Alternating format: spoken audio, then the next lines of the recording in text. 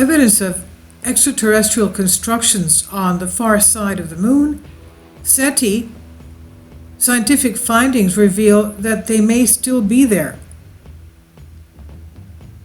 The Society for Planetary Research, SETI, has published a report stating that the mysterious structures found on the dark side of the moon may have been made by extraterrestrial beings and not of human origins. Obviously, they're not of human origins. The scientific study, well, unless they were, of course, maybe pre-flood, who knows what was happening pre-flood.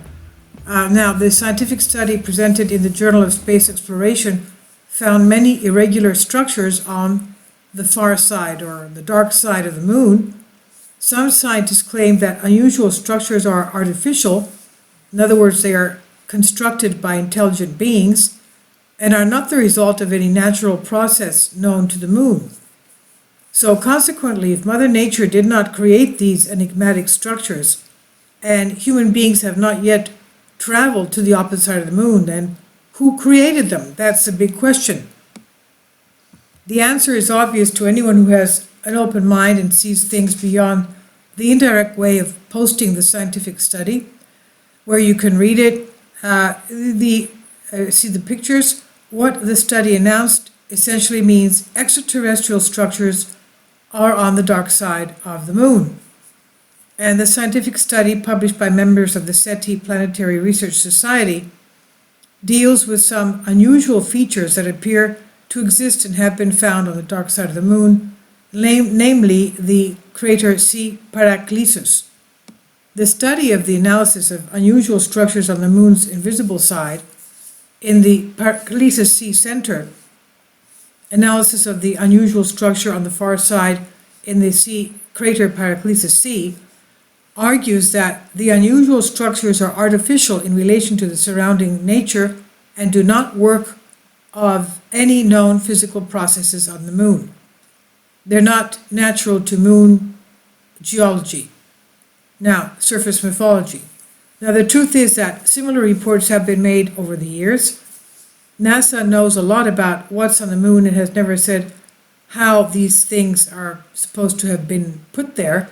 One of the first people to talk about the strange structures on the moon is George Leonard in a book written in 1976 titled Someone Else is on the Moon. And 5 years later, Fred Steckling published another book. We Discovered Alien Bases on the Moon was the title of that one, with odd details on the mysterious formations on the surface of the lunar landscape. As noted by experts in the published scientific study, very briefly, we have this to say. This is what was stated. Huge quantities of lunar and planetary images are available to the public via internet, while allowing for the scientific approach of the citizens to SETI. The availability of such data also tends to generate new discoveries regularly by those who want to discover something like extraterrestrial bases, towers, buildings, and other activities on the surface of the moon. Although most of these results are distinguished by camera deviations, compressions, transmissions, image errors, enhancement of image objects, or simply misinterpretation of abnormal surface features printed in an unusual way, some of these formations remain totally unexplained.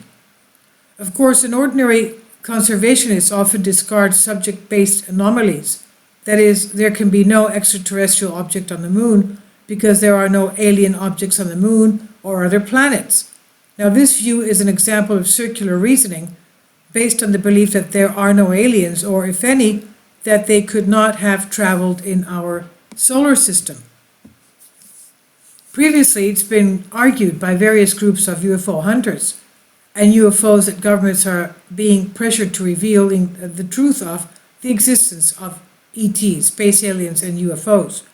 So it seems that the time for the so-called disclosure or discovery of the aliens begins to take place, slowly and steadily preparing the world for the next revelations and paving the way. I'll leave a link below so you can watch the 3-minute video. Very informative, you should watch it. And I've translated this from a Greek article from the Adrastika. Please subscribe, share, comment. Thank you.